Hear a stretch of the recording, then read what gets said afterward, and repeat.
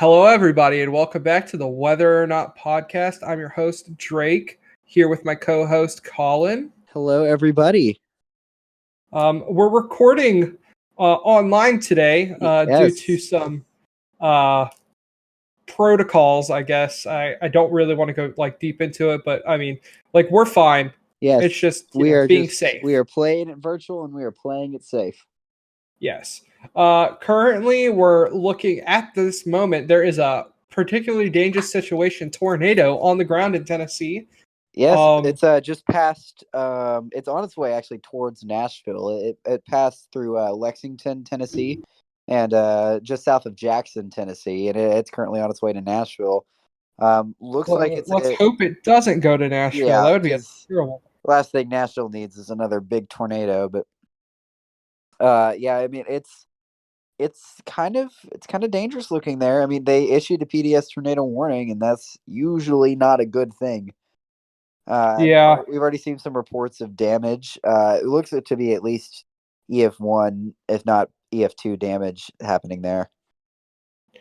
Yeah, if it's a strong rain wrap tornado, with what we're saying, then you can't see it coming. Yeah, exactly. It's never good. Yeah, that's a very scary thing. And today was not even supposed to be, as bad as we've seen the last couple days, but that just goes to show you, it doesn't matter what risk you're in. It doesn't have to be a high risk for you to get a PDS tornado. Exactly. And I think we saw that on full display here on Thursday, where we had another tornado outbreak in the deep south, and perhaps the strongest tornado that came out of this, and the strongest tornado of the last year, it seems to be, was an EF4 tornado, a preliminary EF4 tornado that hit in Noonan, Georgia. Yeah, that was in a slight risk, actually, which we paid attention to Alabama all day. And, we thought maybe the threat was finally over around 7, 8 o'clock. And then it just kept tracking east. Yeah, and exactly. Then there was this one supercell, I think, passed just south of Birmingham. I don't know how long a tornado was on the ground. I think it might have been like a tornado family, but then it carried over into Georgia at about 12 a.m. Eastern Standard. I guess is it Eastern Standard Time or Daylight Time now? I don't know how. I think Eastern Daylight Time. Yeah, so about Eastern Daylight Time, about 12 a.m., a tornado that was very violent went through Noonan, Georgia, and it came pretty close to some major cities, but Noonan had very bad destruction, and it's still preliminary, so we could see an increase in damage.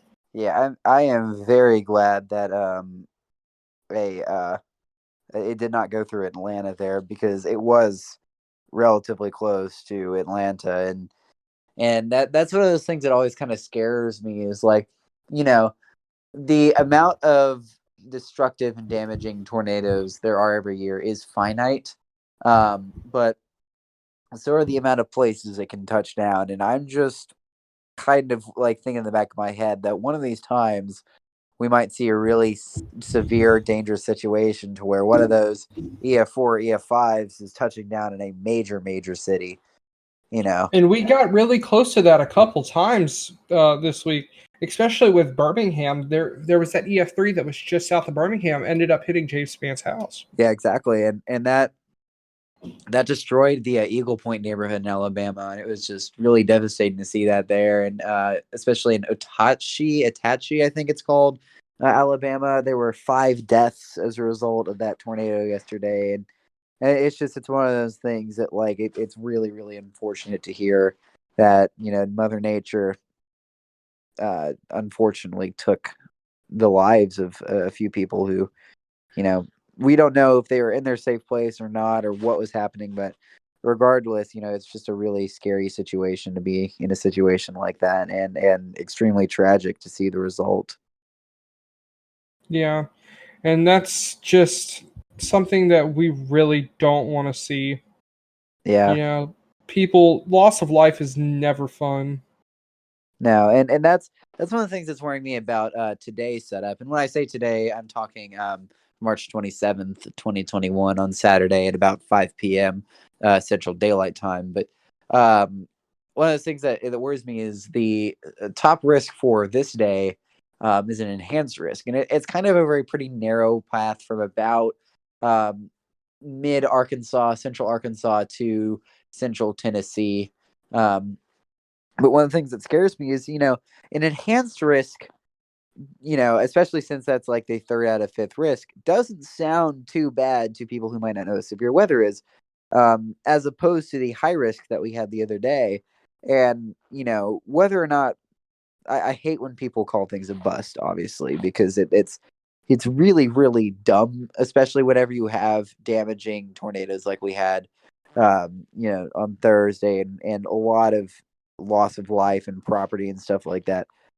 However, that being said, like, I don't think, I think we might have had a little bit worse destruction in terms of human capital if it hadn't been for a high risk, because the high risk kept people on their toes and kept people alert, especially just because high risks don't happen very often. And it kept people really, really like aware of what's happening with the weather. James Spann was on, the entire day and stuff like that. And other meteorologists were on the entire day. So there was continued coverage. You could always check in with what's happening. But with today's setup, there's not that continued media coverage. There's not that high risk. Yet there's still a pretty big potential for damaging storms. And we're seeing, a PDS tornado happening right now. So it's one of those things that's like, you can't just take the risk at face value. Any risk is worthy of your attention.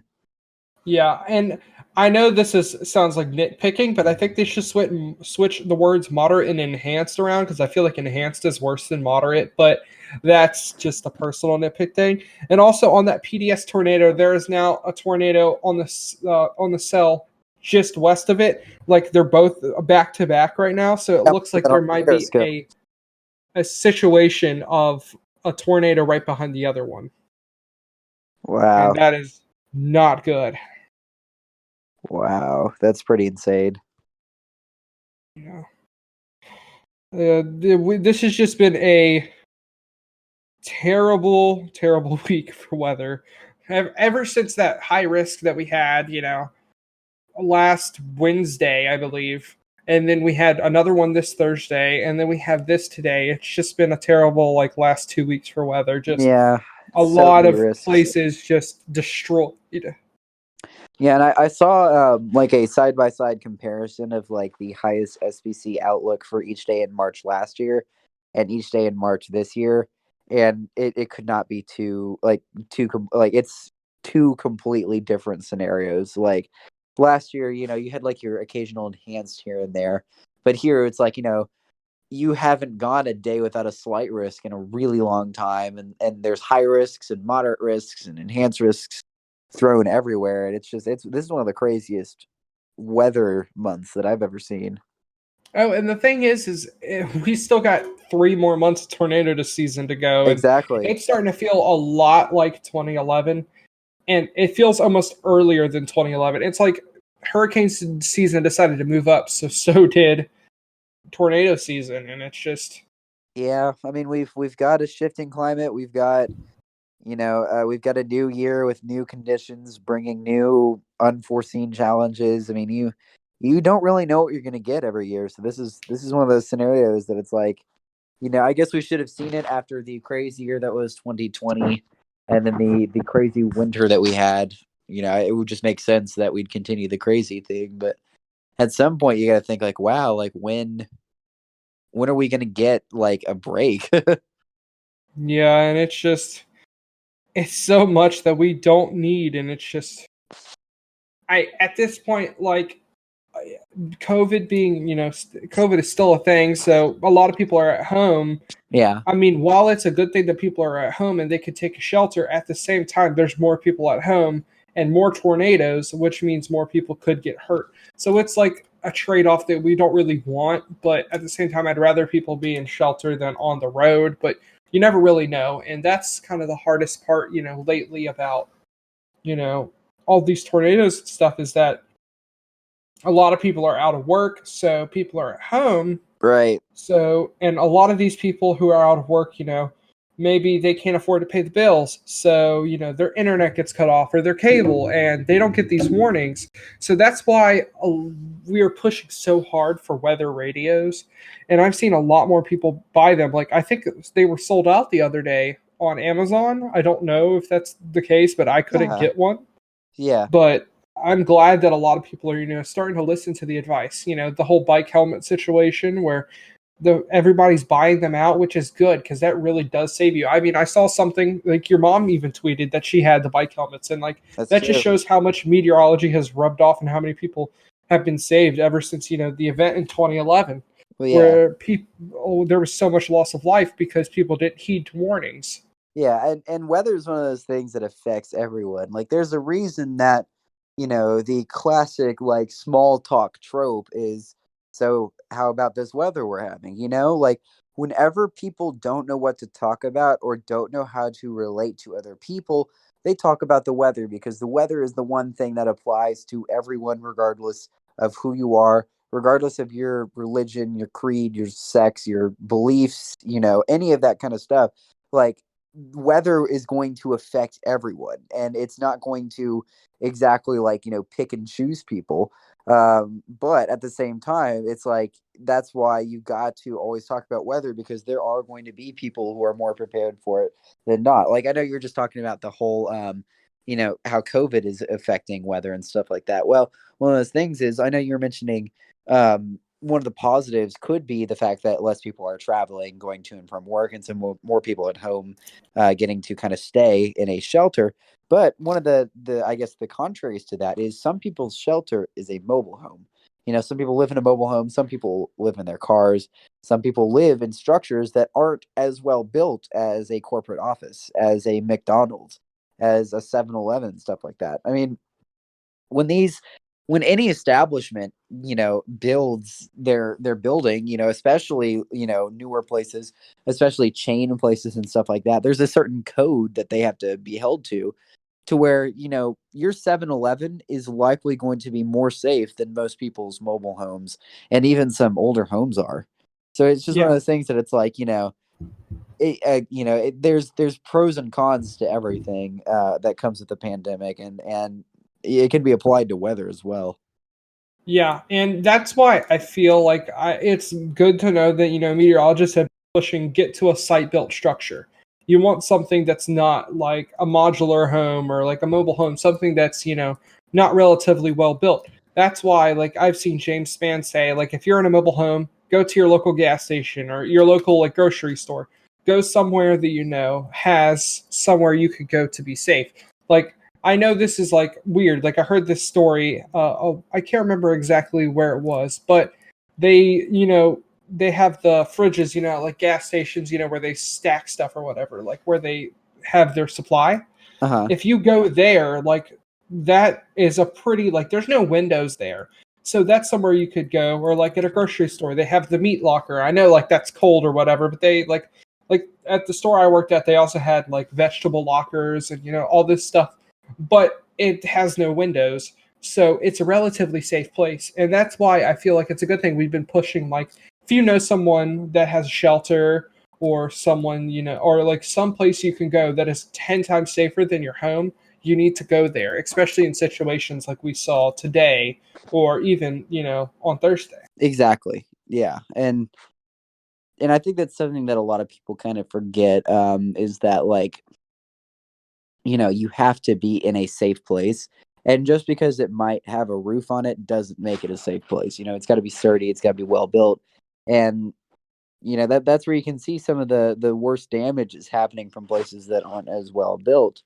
And it's a sad thing to see, but it's one of those cases that like everyone needs to be looking out for the safest place they can possibly go. Yeah.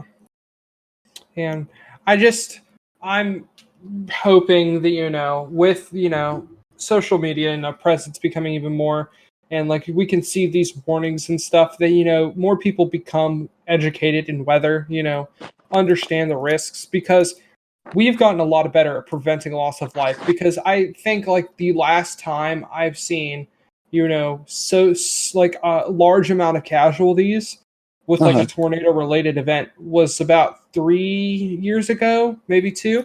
And it was a tornado in Alabama of all places, but it was like 20 people killed. I can't exactly remember what this was, and I can get that information for you. Just give me 1 second. Yeah, but I mean that is true. That I mean, as technology grows, we have less and less deaths, which is really good. But it doesn't mean that like that is a trend, and it doesn't mean it's a guarantee. And that's Yeah, one of the things that I also think people need to remember is that tornadoes are probably the one thing in meteorology that meteorologists know the least about. Not because we don't know like what tornadoes are, but because with a hurricane, you can pretty much forecast the landfall and the area it's going to hit with pinpoint accuracy a few days out. I mean, the National Hurricane Center's track with Hurricane Laura last year, I think I saw that it was within a mile where the eye officially touched or something like that, within 10 miles, like an absurdly close range. And it's just showing that like we are able to predict a lot of things of weather really well, but when it comes to tornadoes, we can predict an area that might be capable of producing tornadoes, but we won't be able to tell with pretty good accuracy where a tornado is going to touch down.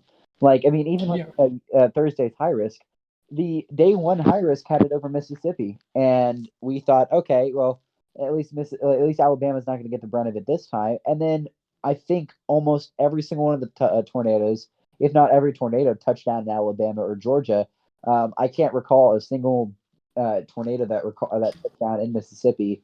If there was, it probably wasn't a very big one or anything like that. But it just shows that even with these circumstances that we have, and even with the best trained meteorologists, in the nation, we still can't predict exactly where a tornado is going to be. And so, yes, with our technology, we're able to increase warnings and we're able to increase communication and stuff like that. Still don't know everything we need to know about tornadoes, and it still is just as dangerous. I mean, there is absolutely nothing stopping, an EF5 tornado from forming over a large area. And, if you take it as seriously as you have been taking it, which might not be all that seriously, then that could be seriously dangerous. And, yeah. and just as we were talking earlier, slight risks can produce just as many devastating tornadoes as high risks can sometimes. And you just always have to be paying attention to the weather. Yeah. So like back on that point I was talking about, like the deadliest tornado in like the last couple years was 23 deaths, and that was in Beauregard, Alabama. It was an EF4, and I believe most of the damage was to mobile homes. Like that's where most of the deaths were. So that just shows you like kind of like how we are talking about the predictions and stuff. We don't always have, these high risks. Like the thing is, we've had two of them in the past 8 days, but we went 667 days without a high risk. Yeah, which is a long And time. which is a long time. Then it gets issued, and then people are saying, well, this was a bust. It wasn't, it wasn't worth the high risk. The thing is we've seen that the SPC does a really good job, because the thing is issuing these high risks, although, most of the time maybe, the tornadoes itself don't touch down in the high risk zone, those people in those warnings need to like always heed, because that's where the setup is the most dangerous. Right. And that's why you need to pay attention to the mesoscale discussions, because those more of the time give you an accurate location of where it's going to be the most severe.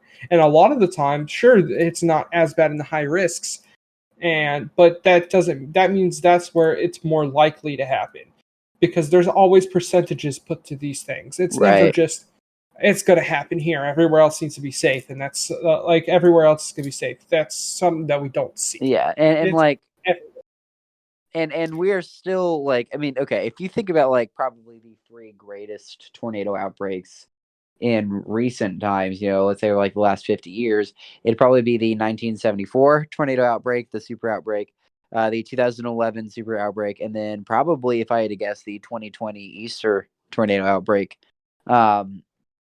And And if you look at those, and actually, let me pull up some raw numbers here. If you look at, okay, if we start with like the 1974 super outbreak, there were 148 total tornadoes that resulted in 315 deaths. So Yes. that's an average. If we take deaths divided by tornadoes, that's an average of 2 deaths per tornado. Yeah. And then we go to the 2011 super outbreak.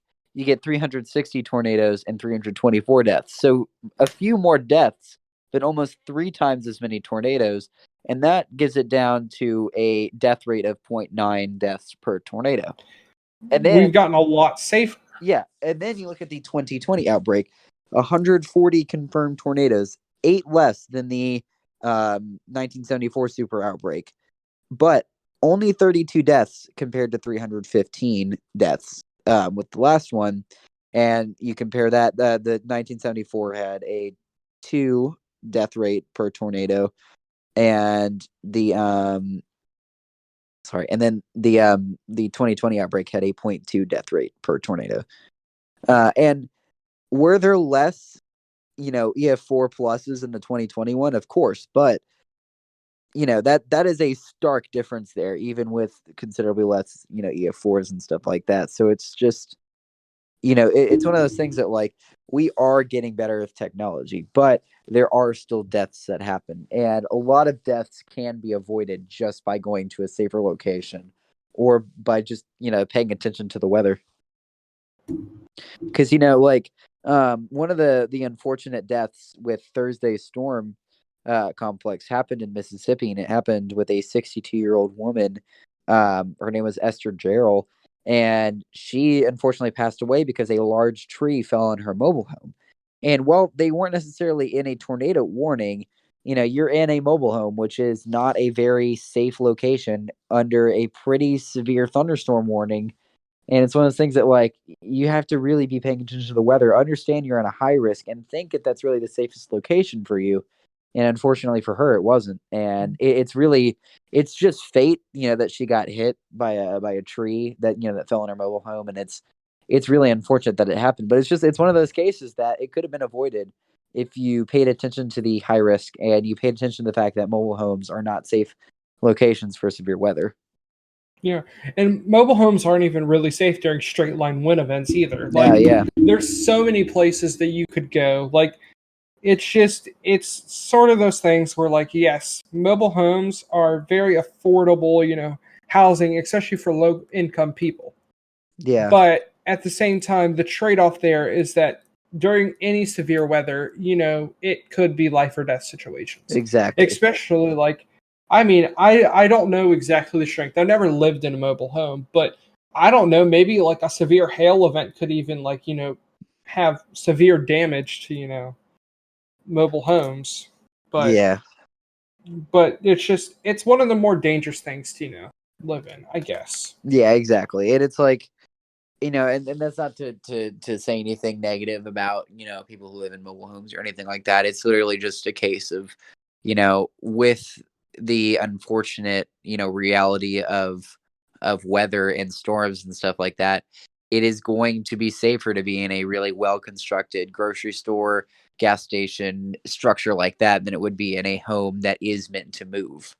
Because Yeah. if something has the ability to move and it has a mobile in it, you can probably guess that, it's not going to be a very firm, on the ground type structure. Yeah. And there's a lot of danger, living in homes like that. And I hate that. I hate that, we can't get well built homes in a lot of these rural areas. There's a lot of like, especially we were talking about this the other day, in the like Dixie Alley itself, there is a lot of like radar holes, and people can't see things coming, and there's a lot of like housing that isn't very well built. Like in the area in general, there's a lot of houses that aren't anchored down or don't have like amazing foundations. Right. And that's becoming an issue, especially in an area that is very tornado prone, and things are just destroyed left and right because of, the materials these houses are being of. Exactly. Yeah, and also just an update on that dual tornado event happening right there.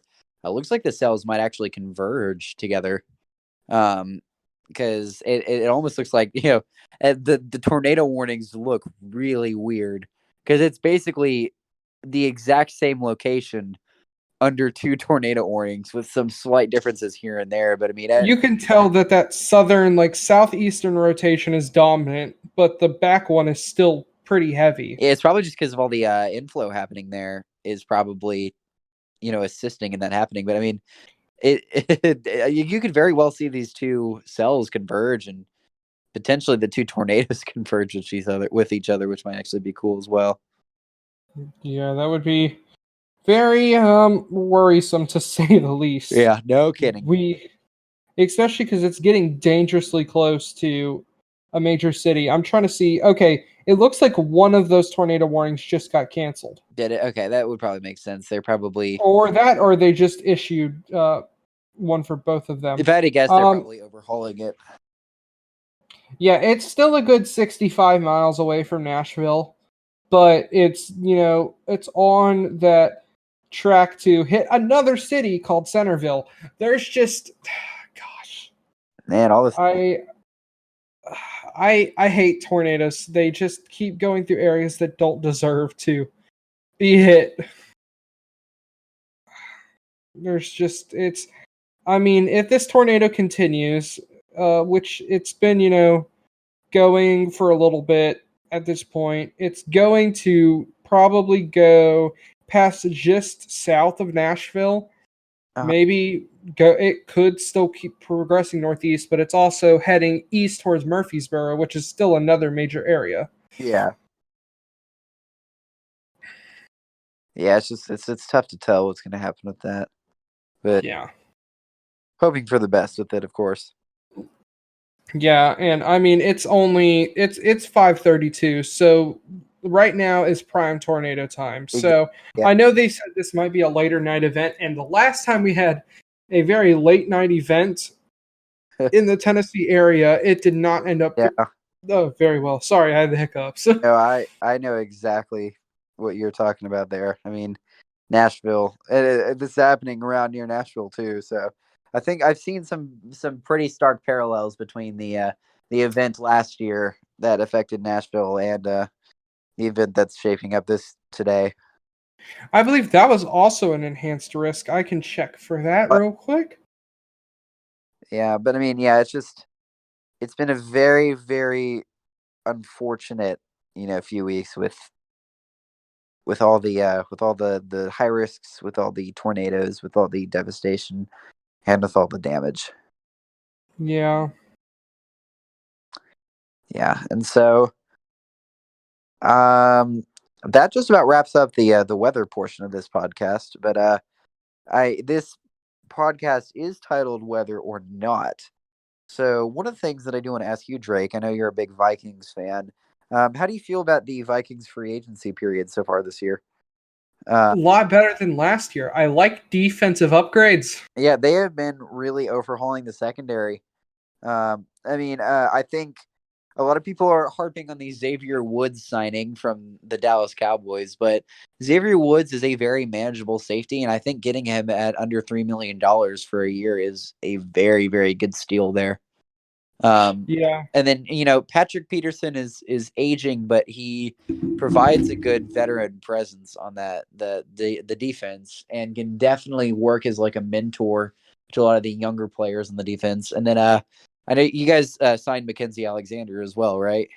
Yep, and he's back. He was a Viking, then he became a Bengal. Now he's a Viking again. So it's great. A good homecoming there. But yeah, I mean, what I like to see from the Vikings is it was definitely a down year last year, but what they seem to be doing is they saw their areas of weakness and their areas of struggle, and then did exactly what they should have done, which is overhaul those areas and sign a bunch of people who will make that secondary better. Yeah. And I'm excited because now we have, our issue last year was injuries and, young players, but now we got to keep Anthony Barr. we signed Xavier Xavier Woods. Sorry, I was getting back to the old Vikings days. I mean, even though it's not old, that was 2 years ago. But we get Mackenzie Alexander back. After his 1 year departure, we get Patrick Peterson, who just a couple of years ago was elite, and I mean, he might be able to go back to that. It could have been a thing where maybe he was injured or something underlying. Then we also got Dalvin Tomlinson, which is a good anchor for our defensive line, especially because we were missing Danielle Hunter last year, and we had a couple opt-outs. I think Michael Pierce opted out too. So now we're going to have a lot of people back, and I think this is the year we can make a run. And I know people like to crap on Kirk Cousins, but he was actually one of the better quarterbacks in the NFL last year. So I think that we really do have a shot, especially with basically everybody returning on the offensive side, and especially with the draft coming up, we can get a lot of better players too. Yeah, well, especially with the Cowboys. I think they'll get pretty good this year too, especially with Dak back. Yeah, well, I mean, it will be hard for either of our teams to go 8-8 if they have 17 games this season. But I mean, the Cowboys have actually been doing a relatively decent job over the past few days with working on some of the defense. They just signed Keanu Neal, the former safety from the Falcons, and he's going to be playing some weak side linebacker, and some safety combinations there. But we also just signed DeMonte Casey, the other ex Falcons safety. So two former Falcons players who have both played with each other and stuff like that. Some chemistry there. Already moving over to Dallas, they could fit into a scheme with a defensive coordinator who goes by the name of Dan Quinn, who I think both of those also a former Falcon. Yeah, so Dan Quinn is not a very good head coach, but he is a pretty good defensive coordinator. And I think having him as a defensive coordinator and being able to take a new system, but with some familiar players, might actually help out the defense a little bit. We also signed safety Jaron Curse, and I don't know if you remember Jaron Curse from the Vikings, but yeah, I do. Well, he, I don't. He was a backup safety for you guys for a couple that would explain it. I remember the name, but I know he played for the Lions, I believe. Yeah, he played for the past Lions. year. Yeah, he played for the Lions. Played in about 7 games for the Lions last year and did get an interception, but he'll be a good backup. And then Malik Hooker still hasn't signed anywhere, but there's a chance he could sign with Dallas too. So you could be looking at a secondary that's got, at least in the safeties, it's got Donovan Wilson, who has turned into a really good safety, as DeMonte Casey, who has shown that he can play, pretty decent safety. Keanu Neal rotating in, who is a heck of a defensive player, and Jaron Curse, who would be a good, good backup there. Yeah. It's going to be interesting to say the least. I hope that I think we do play this year, but I don't think it's in Dallas. Yeah, we'll have to see what happens there, but that's just some free agency and some NFL talk for our two favorite teams. And I guess if you guys listening to this podcast do want to hear any more non-weather related segments, then just let us know, and we're really good to talk about anything. Yeah, I just like having conversations with Colin, and we can go on for hours, but we don't want to go on for hours because people have attention spans. Exactly. Yeah, and so that might conclude this podcast. It's relatively short, but we did get a podcast out, pretty late in the week last week, so a little bit of a short turnaround time, a little bit of a shorter podcast. No special guests or anything like that. Just a little bit of an update on some of the weather and some of the whatnot happening around our bubble, the past few days. Yeah.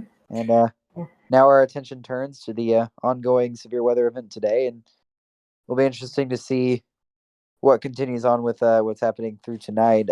Hopefully, not a lot of severe weather continues to happen, but if it does, let's hope it stays away from major cities and from populated areas.